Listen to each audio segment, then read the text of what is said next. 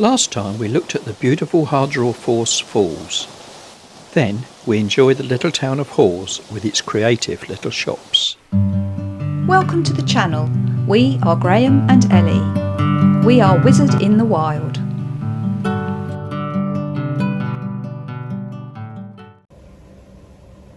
Morning. We decided to make an early start today. Probably because I was awake anyway, but yeah, this was a good park up. It was quiet and quite level, but I think we'd rather be out in the wild somewhere. So we're going to set off early this morning. It was really cold last night. When before I put the heating on, it was just over 13 degrees, which for July is pretty chilly. But yes, I've made us a nice cup of tea, and then we're going to make tracks. I think we'll park up somewhere nice to have our breakfast this morning. So when it's cold in the van, there's only one thing for it. You put a fleece on the dog and you wrap her in blankets. Right, just getting ready to get the wheels rolling. Well, last night worked out okay. Wasn't a bad stop in the end. Not sure if we would use this again. Maybe we would. They mainly auction off lambs here, or occasionally they do cattle. Thousands of sheep in this picture. Probably not the best place to bring a vegan to.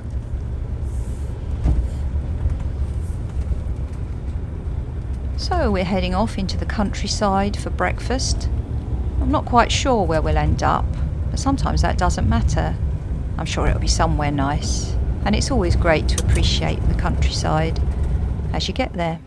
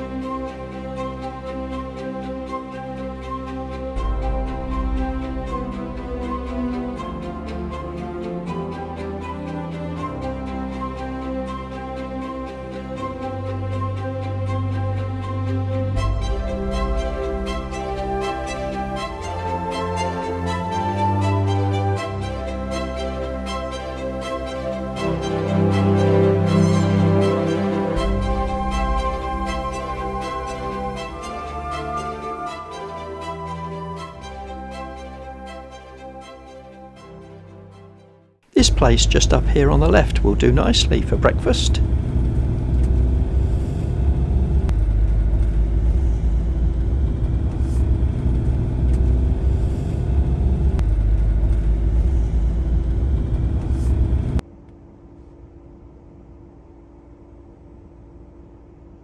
Well, this will do for breakfast. This will do nicely for breakfast, yes. We can sort ourselves out, can't we, dear?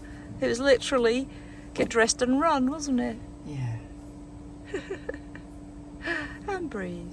By the way, the loud humming type noise you can hear is Merlin's engine completing a DPF regeneration.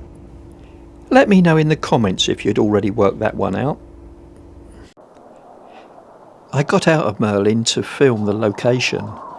Boy, was it windy. I had no idea in the comfort of Merlin just what it was like outside. I should have known really, we are 470 metres high.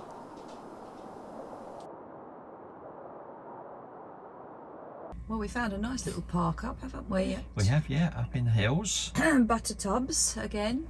Yep. Buttertub Pass. Yep, it's a bit limited on places to park here. They've bouldered off quite a few near to Hawes.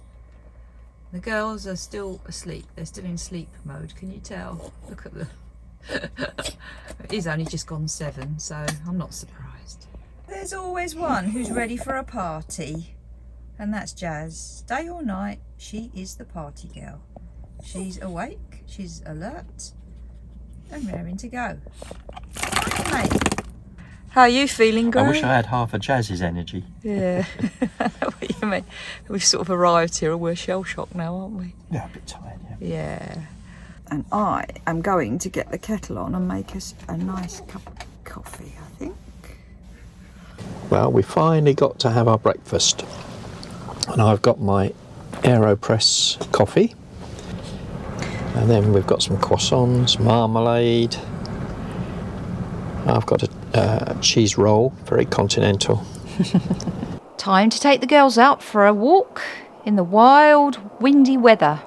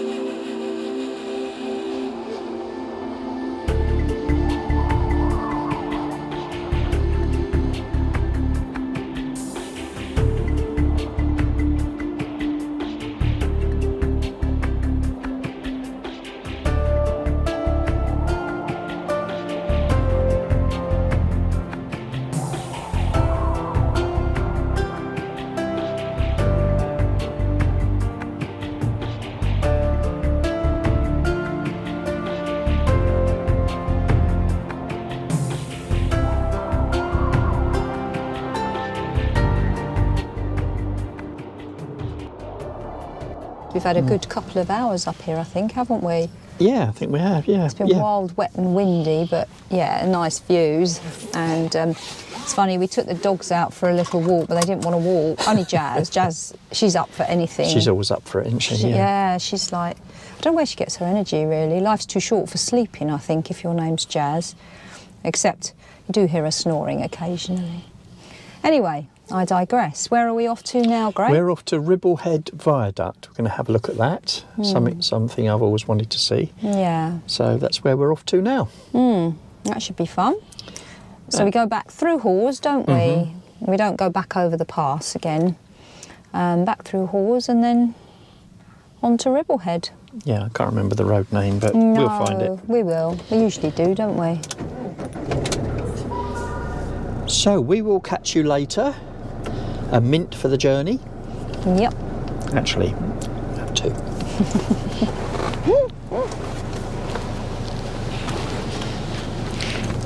Let's get going. Let's get cracking, as David would say. David would say that, yeah. Let's get cracking.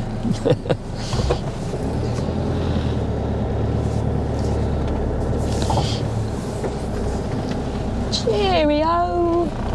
Butternut Pass, or whatever you're called. I keep Buttertubs Pass. Buttertubs Pass. I keep wanting to call it Butterkissed. I keep wanting to call it Buttercup. Sorry, fellas. It's Buttertubs.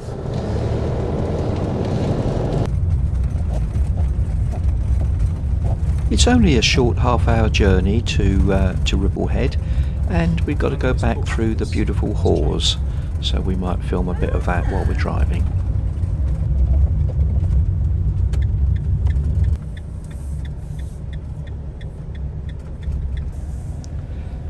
There really is so much to see in Hawes. We haven't really done it justice. We're going to have to come back, that's for sure.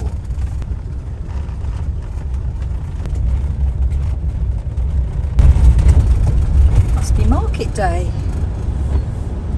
Nice wooden. Yeah, it's lovely. Got your fruit and veg. It's come to life, hasn't it?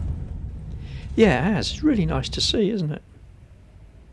We're definitely going to have to come back here again.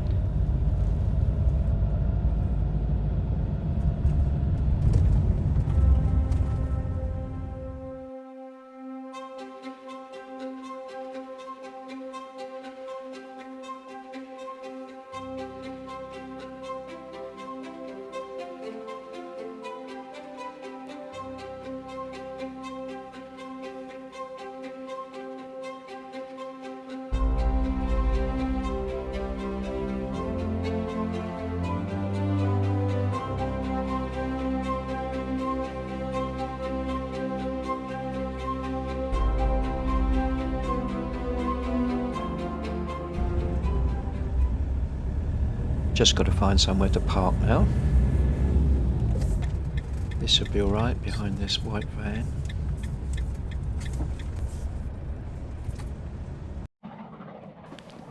And then, just as we were getting out of Merlin, There was a steam train going along. Everyone seemed to be taking an interest in it.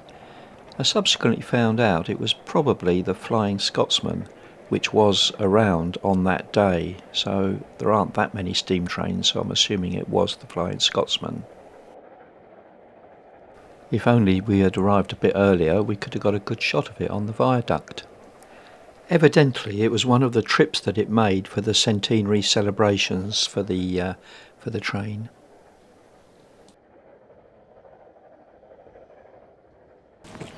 Yeah, you get a real sense of the scale, don't you, when Yeah. you see people at the bottom there. Makes you realise just how tall it is. Yeah. Well, there's 24 arches on this viaduct. What a feat of engineering. The chief engineer for the Midland Railway, a guy named John Crossley, designed and built the viaduct. Construction began in 1869 and the line was opened for passengers on the 1st of May 1876.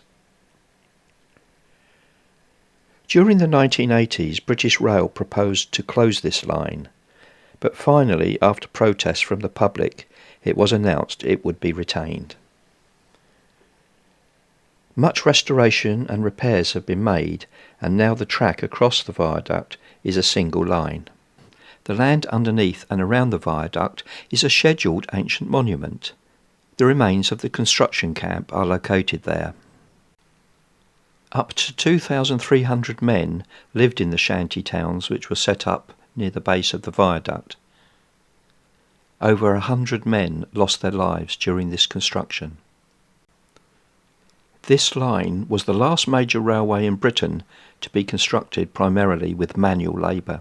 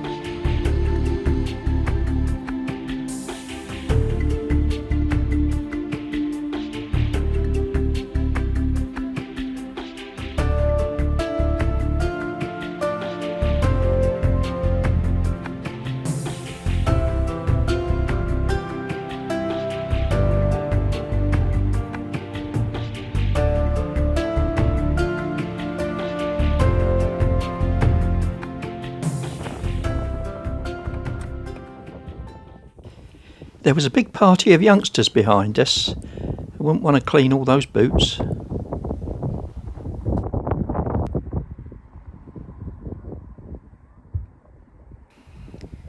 I think Jazz is getting a little bit bored. She just wants to get rolling.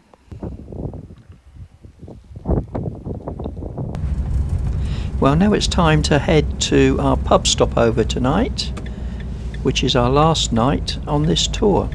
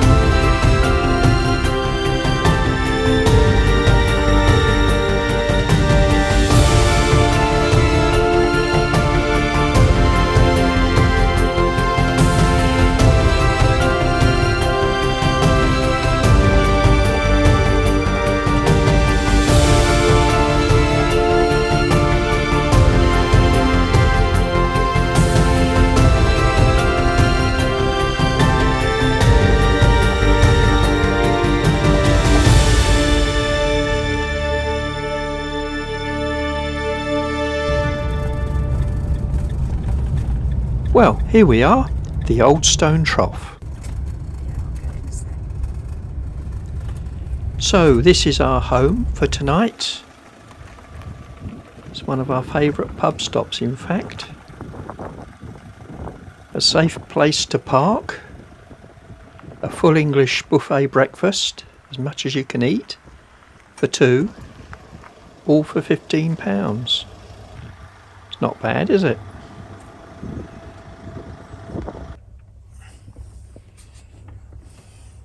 And that's the way to spend a lazy afternoon. Meanwhile, I'd better get cooking the dinner. So, on the last night we used up all the leftovers. So we got some hot dogs and vegan bacon. I'm just frying that to crisp it up a bit, because we haven't got any hot dog rolls, you see. Once they're cooked, take them out, and now I'm just steaming some new potatoes and carrots. I've also added some broccoli and green beans when the carrots and potatoes are half cooked, and added some gravy. So it's a kind of a stewy casserole-y type thing. Bit of a mad mixture, but quite tasty.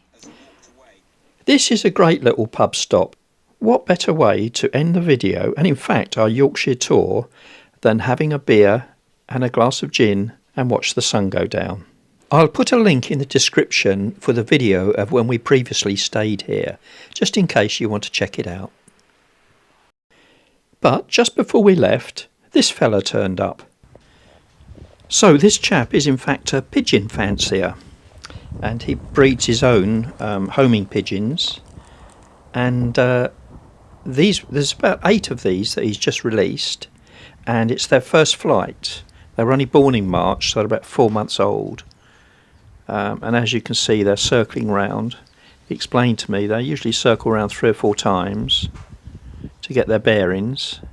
I think I counted them circling around 3 times, and then they head off home, which they are doing now. As it's their first flight, it's just a short one, on this occasion about 8 miles to Barnoldswick.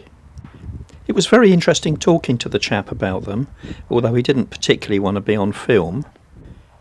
Now that I've virtually given up my astronomy hobby, maybe this is the next thing.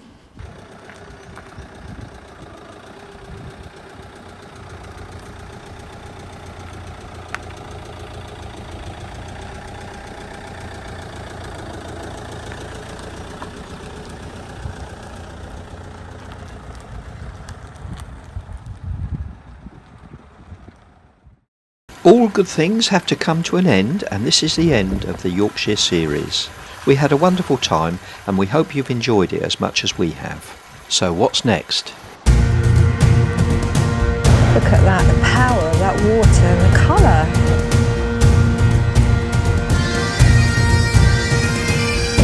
Well, this is pretty stunning, isn't it?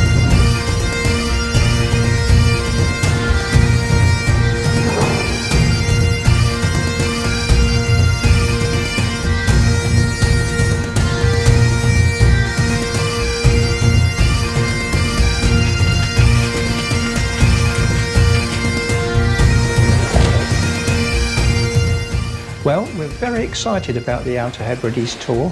You won't have too long to wait. When's it coming out, Al?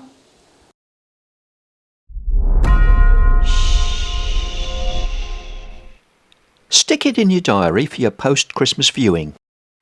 Thank you for joining us this week.